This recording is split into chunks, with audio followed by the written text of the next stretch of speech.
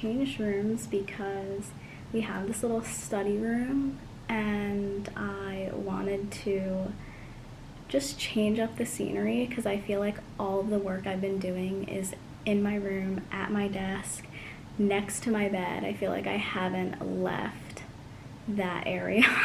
So just an update, we've been doing simulations. So we've been doing outpatient simulations basically this entire week. This was supposed to be like a spring break week, but that didn't happen. But yeah, we basically have been doing long-term care and outpatient simulations. I think probably about like 16 hours for this whole week put together. Basically, we get case studies ahead of time and then we have to complete them before the simulation, and then we go over the simulation with a different RD for every single case that we have, and every RD is different and all of them have a different specialty. That's what I've been doing this entire week. I figured I'd just give you a little background as to why that's happening. Obviously, I didn't get my elective rotation to be able to do that in person, so my program developed like simulations for us to be able to get that outpatient and long-term care electives that we were supposed to have. Discharged from the NICU, but that case is now closed. Parent is still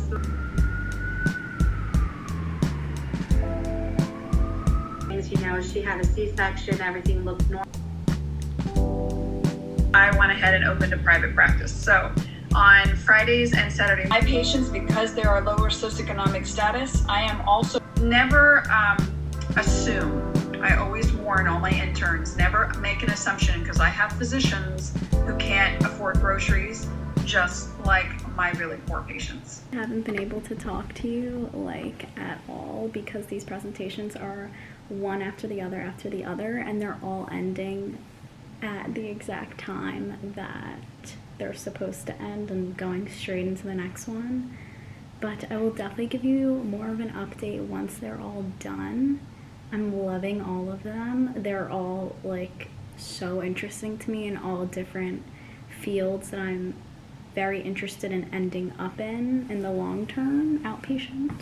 So yeah, it's just really cool to see all these different dietitians' experiences and how they're so varied, and they're all things I'm so intrigued to learn more about, to experience in my dietetic career. So that's pretty cool. But yeah, I'm gonna go into the last one. This is the women, infant, children's one. Is a single mom, a household of 4, so there's Luke. Like that, we'll introduce a bottle, by week 3, 4. Depends primarily on where your nipple lands in your baby's mouth. If your nipple lands near the front of his mouth. I just kind of wanted to like talk to you guys for a hot second because I thought I was gonna have breaks to talk to you in between those simulations, and then they just went for like a straight 6 hours and I wasn't able to talk to you guys like once, so that kind of sucked. But I did want to talk a little bit about it. Today was very much focused on outpatient and kind of almost like peds as well. We had, again, WIC, a pediatric case, and then more of just an outpatient case for adults. I actually really enjoyed it. It made me feel like peds is something that I would be interested in specializing in eventually, or like young women. So it was definitely really cool to get a feel for outpatient and what that's like, because obviously my end goal is to be like have a private practice. That's after I get my clinical experience, get outpatient experience. That is the goal. Right now, that's the goal, but I literally have no idea what life's gonna throw at me. But it's just cool to see how many different avenues you can go in. Again, because I'm going to be a dietitian at a very young age. I think the reason I have such an interest in peds is because obviously like my health journey really rooted from when I was younger, and like, my weight loss experience and just having to like change my thought process and relationship with food has just been a crazy journey for me, and I feel like educating young women and children is something that I'm so interested in, being that I have a relation to that. Nutrition is like also very practiced from generation to generation in regards to, we grow up like learning what our parents learned about nutrition, and obviously as the years go on, like these new ideologies on nutrition change so much. I feel like everything starts with teaching kids proper nutrition, obviously, which is why I have this YouTube account. One of the many reasons is to reach kids, you know, to get or young women and, you know, young adults, and have them have a totally different perspective on nutrition. It all starts with kids, because obviously then they grow older with these beliefs and they spread it onto their kids, and it's just, you know, a generational process. So yeah, I'm gonna go inside, do my thing, and I will talk to you guys soon. Hope you enjoyed my TED Talk. We need to talk. First of all, I had such a great workout. Amazing workout. I just had like the biggest revelation this year in the gym. I was watching a YouTube video.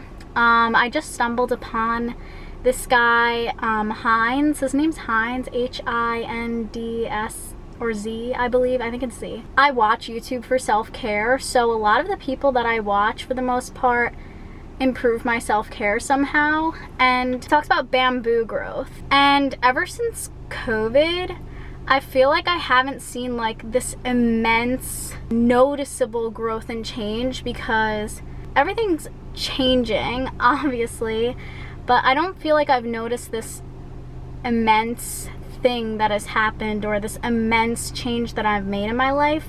A lot of things now are just like small things contributing to a bigger thing, but I feel like I've done so much change in my life the past few years that I feel like the only way that I experience real growth is through these immense changes, and not recognizing that a lot of growth, especially for people my age right now, is going to go unnoticed. I feel like we're in this huge transitional stage. Anyone in college, just leaving college, almost a bunch of little changes happening, but nothing crazy, obviously, because of the pandemic. Caught in this limbo. I don't know if anyone else feels like this. It's put me in this like weird spot, because I feel like a lot of my growth is unnoticed growth, and he calls it bamboo growth, which I just thought it was so powerful, because not all growth needs to be some crazy thing that you do in your life, some immense change. And I think with me, I'm a very all or nothing mentality, so my change has to feel like a crazy change to me.